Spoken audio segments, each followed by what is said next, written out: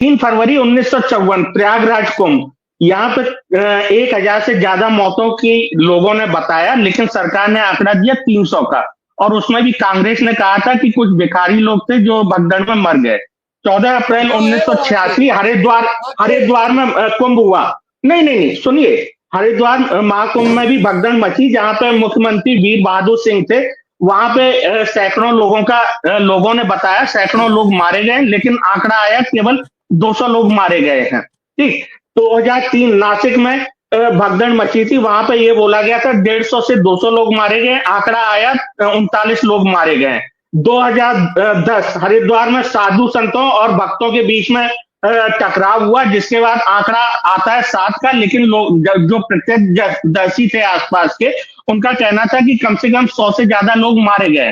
तो आप शासन की रिपोर्ट मानेंगे या नहीं मानेंगे ये मुझे नहीं पता है, लेकिन शासन अपनी रिपोर्ट पूरी जांच करने के बाद ही देता है कि कहाँ पे कितने सब बरामद हुए और कितने हॉस्पिटल में थे। इसमें आप जाके देख लीजिए, अब अगर आप हॉस्पिटल में जाते हैं तो उसमें शहर की भी बॉडी रखी रहती है। ऐसा नहीं है कि जहां आप गए कि जो कुंभ का नोट क्षेत्र है वहां पे भगदड़ मची, उसी के जो मृतक हैं उनकी वहां पे सब रखे गए। नहीं, ऐसा नहीं होता है।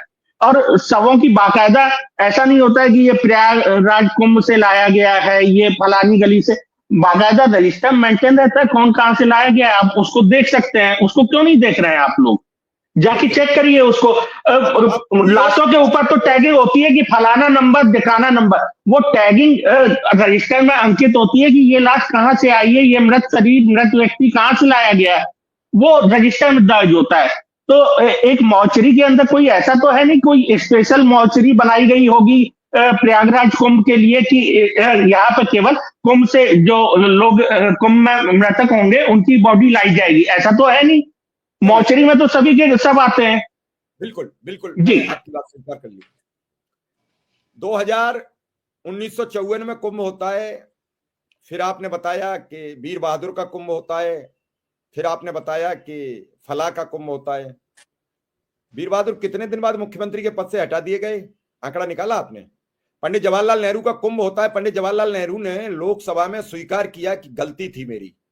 क्या नरेंद्र मोदी स्वीकार करेंगे गलती? फिर अगली बात, आप जो आज जवाहरलाल नेहरू ने बुलाई भीड़ या वीरभद्र ने बुलाई, उसमें एक वीडियो या एक अखबार की कटिंग कभी कोई भाजपा का व्यक्ति दे दे और वो ये बता पाए कि उसमें किसी सरकार ने, सूचना विभाग ने ये कहा हो कि दिव्य और भव्य कुंभ है, आप आइए, निमंत्रण बट्टे हो, एक भी कुंभ के निमंत्रण आप हमें दे दो, मैं आज से पत्रकारिता करना बंद कर दूंगा।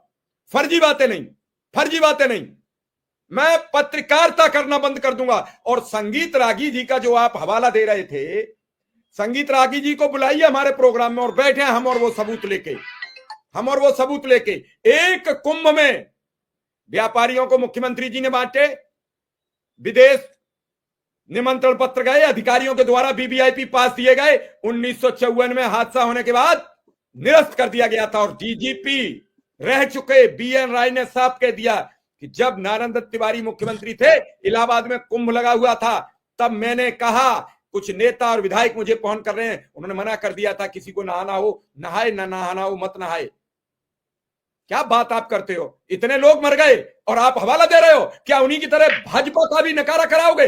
भाजपा दोबारा सत्ता में ना आए। सपा ने 2013 में कुंभ में किया, सपा को नकार दिया। क्या आप चाहते हो भारतीय जनता पार्टी को और आप लोगों को नकारा जाए, आप लोगों को सत्ता न सौंपी जाए?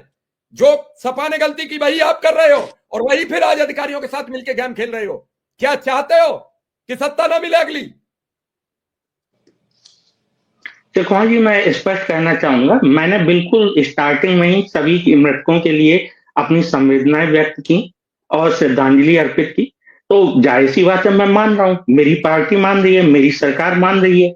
दूसरी चीज मैंने तीनों का नाम लिया ना, मैं स्वयं मान रहा हूँ, मेरी पार्टी मान रही है, मेरा सहयोगी दल भी मान रहा है, सरकार मान रही है, मतलब कि पूरा सहयोगी दल मान रहा है।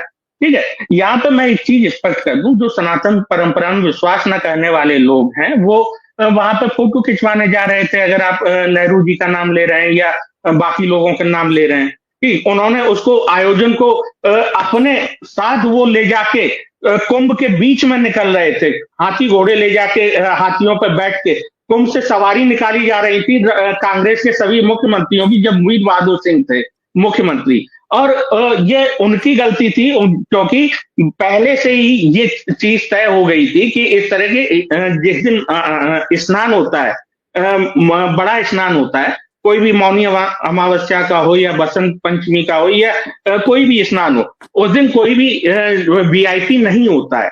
और अगर आप हमारा भी देखेंगे तो हमारे भी कोई वीआईपी उस दिन मूवमेंट नहीं हुई थी पूरे मेला क्षेत्र के अंदर।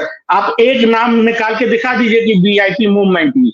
दूसरी चीज, आज अगर आपने खबर देखी होगी तो जो 3 फरवरी को होने वाला है या बाकी वीआईपी मूवमेंट्स हैं, सभी तरह के पास निरस्त कर दिए गए हैं, अगर आप देखेंगे। और माननीय मुख्यमंत्री जी ने बिल्कुल आदेश जारी किए हैं अलग अलग तरह के कि मेला क्षेत्र में क्या क्या होना चाहिए और क्या क्या नहीं होना चाहिए, क्या क्या गतिविधियां होंगी और क्या क्या गतिविधियां